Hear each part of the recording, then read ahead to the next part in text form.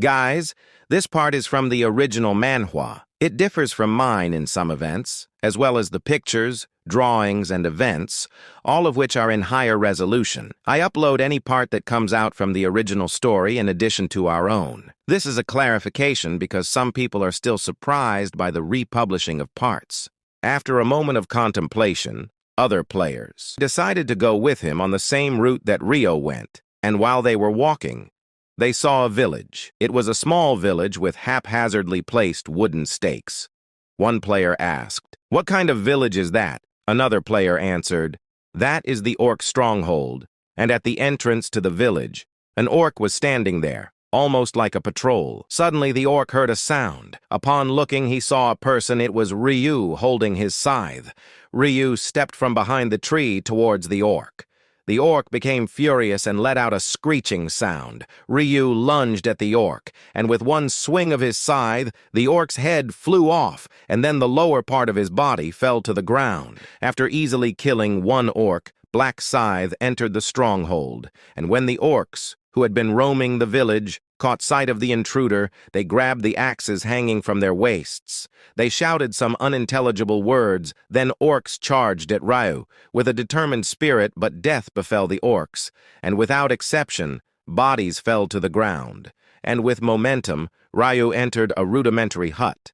And eerie sounds resonated, then Ryu emerged. Seeing Black Scythe returning to the village for more, players felt reassured, and one of them said, "As anticipated, the orcs seemed weak, and I don't see a big deal. They're just orcs." Another player was worried and said, "Maybe Black Scythe makes it look easier than it is." The player replied, "Indeed, the Black Scythe is strong, but not that kind of strong. We can handle it as well, right?"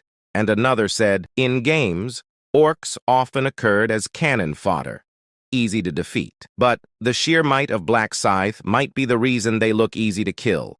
Don't dismiss vigilance." The player replied, "Right. No harm in being cautious, and we won't know their true strength until we face them. And instead of watching, let's take on a village just like the Black Scythe did." Then around 20 players set out in search of different strongholds. Even though this quest didn't inherently require teamwork, there was another motivation driving their unity as they were still unsure of the orcs' true power, and that making teamwork a strategic choice for now. Plus, banding together would provide a cushion for safety. Then one player said to himself, "I should cooperate with these newcomers for now, and if I find it doable to handle them solo after observing from the shadows, then I will act separately." Suddenly, one of the players said, "Hey, look, there's a village." A swarm of players who spotted a new orc nest hurried to the scene, and they said, "Wow, this one seems larger." And this village surpassed Black Scythe's raid site by threefold in magnitude. But suddenly an orc blew a horn. Then one player said, "What's that? Why does that one have a horn? Could it be calling for other orcs?" Then scores of orcs surged forth from the huts, forming an unbroken line. They were over 50 orcs. The shared expression among the players was unanimous, a mixture of shock and dismay, and this unforeseen surge in orc numbers caught them all off guard, especially in such overwhelming abundance. Then one player said, "Are you joking? This is why this village seemed larger. I never imagined there'd be this many." After that, the orcs started rushing towards the players, and one player said, "Damn it, we must fight for our lives, and they're just a bunch of orcs, nothing to fear." Then players faced the oncoming orc onslaught, and the clash of weapons echoed. And after exchanging some blows, one of the players said, "What's going on with these orcs? They're not that skilled, and their attacks aren't that swift either." Despite the axes carrying considerable force, the players managed to parry them. With seeing a glimmer of opportunity, players retaliated, and the sound of weapons piercing orc flesh echoed in the air. But something unexpected happened. Orc's muscles held on to the blade with a vice-like grip, defying release, and the player couldn't wrest the weapon from the orc's body. And in a surge of anger, an orc swung its axe, and the sharp impact resonated as a player collapsed and was crushed. Other orcs, quick to react, raised their axes again, and the number of fallen players steadily grew. Although the orcs' slow attack speed and lack of skills were real, even with these axe skills, killing a single human was no challenge. Then one player said, "Shit, to fall to orcs like this. Ah, didn't think orcs could be this organized." At this moment, the orcs threw their arms up, celebrating their apparent victory, and it didn't take long for the group of 20 players to meet their downfall.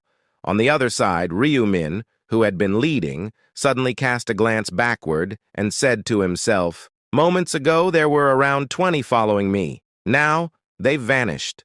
Although Ryu wasn't known for his empathy toward others, he was only mildly concerned because the puppies that were following him were suddenly nowhere in sight, and he continued saying to himself, "Well, I shouldn't be worried. As long as they don't stir up trouble with those massive orc camps, they should be fine."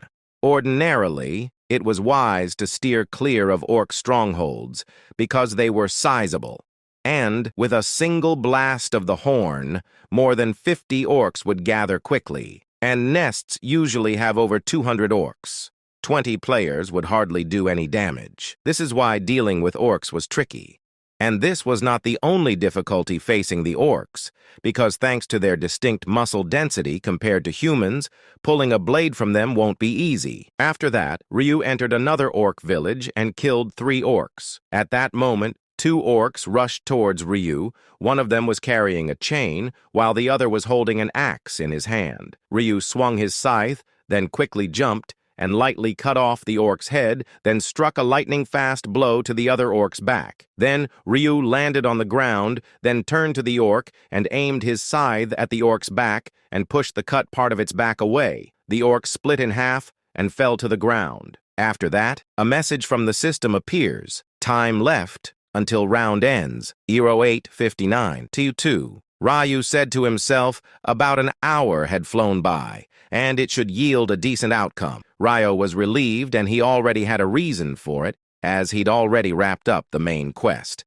After that, Ryu continued looking at the system message, main quest progress, orcs 300, entire area, achievers 119,327,557, specific area CESCAS 007, achievers 11211. Seeing the achiever's stats, he realized he was the only person to have completed the quest, not just in that specific area, but across the entire region. Then he said, "First place is locked in for now. Should I head over to support Minjuri?" And Ryu activated his tracking skill. He knew Minjuri's face and nickname, so locating her wasn't a challenge.